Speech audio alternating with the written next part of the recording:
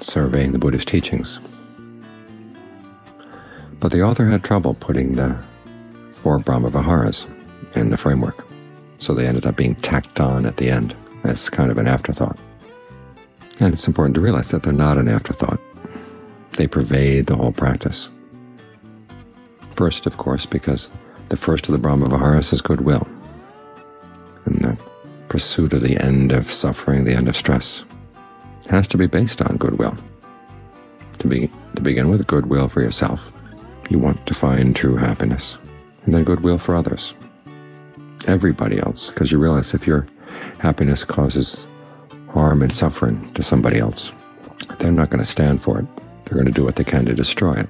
And a happiness based on a condition like that simply just can't last anyhow, by its very nature, whether that person has the power to destroy it or not. And because the path involves the precepts, which counsel you not to harm anybody, either yourself or others, goodwill is an important part of maintaining that intention to stay with skillful action.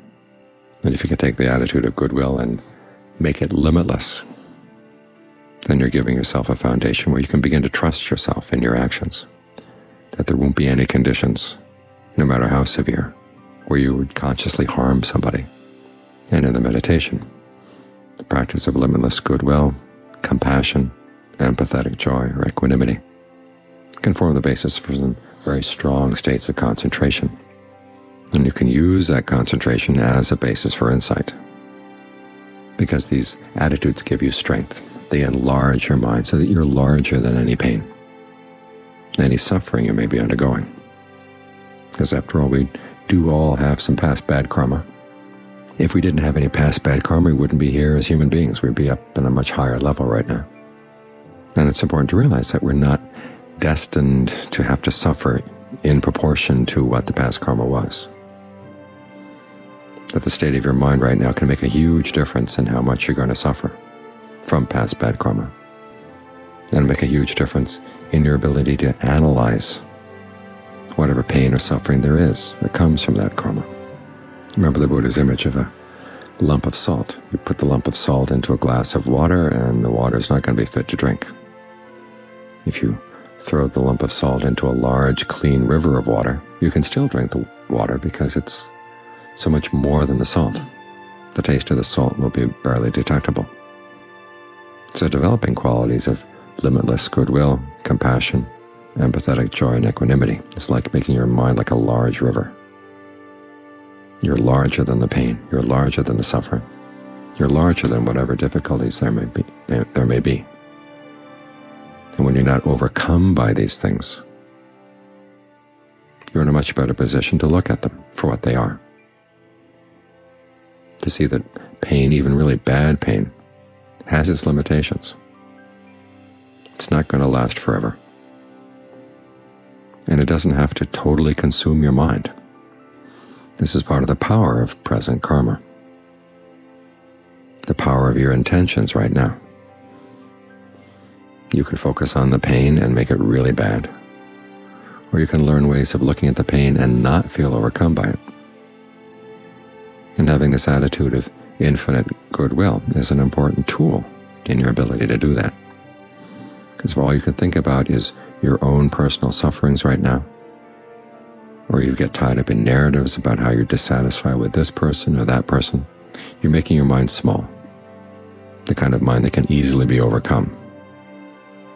But if you remember in your own pain that other people suffer as well, everybody else is suffering, it's not just you. And you can develop compassion for everybody's suffering. It takes a lot of the sting out of your own pain. Then your own pain seems a lot smaller. You can develop an attitude where you're not even jealous of people who are happy right now, because you know that they too have been through pain, and they may be facing pain in the future. So why should you be jealous of their current happiness?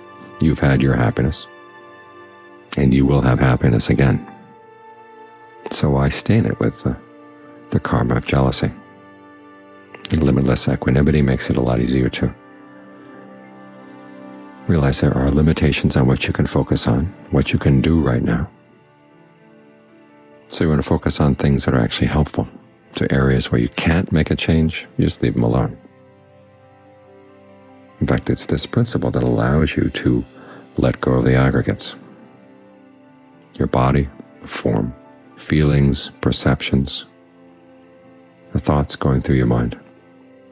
You find that you may have some control over them, but there are a lot of areas where you can't exert any control. The body changes. As it gets older, it doesn't ask permission to get old. When it gets sick, it doesn't warn you ahead of time.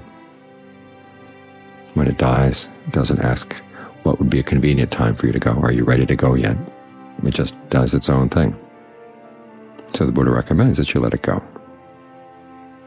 You look in the mind. Feelings are painful sometimes, pleasant other times. Sometimes you can induce a feeling of pleasure, and if you can, try to do that. Notice where the breath is comfortable. Even though there may be pains in some part of the body, at least some aspects of the breath can be comfortable, so focus on those. If you can't control the breath in any way at all, then let it go. Focus on thoughts that are more helpful. Again, you find that your thinking is to some extent under your control, and to some extent it's not. Do what you can. At the very least, make sure you're not getting snared by crazy thoughts, or thoughts that weigh the mind down as you think about how life may not be going the way you want it to. When you look into the future, all you see is you're approaching death. Those kinds of thoughts are not helpful. Focus on what you can do, which is to develop your mindfulness, develop your alertness, and focus on thoughts that give energy to the mind. And if you find that the thoughts are getting out of control, focus on your awareness, just the simple awareness, the knowing here in the present moment. Remember that this knowing has no limits. Everything you can possibly be aware of is encompassed within this knowing. So do your best to see that the objects of your knowing are one thing, but the awareness itself is something else. And make that sense of awareness as large as possible. Don't let it shrink down into little thought worlds. Don't let it shrink down into areas where you're feeling pain. Maintain the largeness of your awareness, the expansiveness of your awareness. And you find that this enlarged awareness really does make a difference. It's larger than the particulars of any particular suffering, and it's your resource of strength. So keep this point in mind, that you want your awareness to be as enlarged as possible. Think of whatever contemplations can help in that way.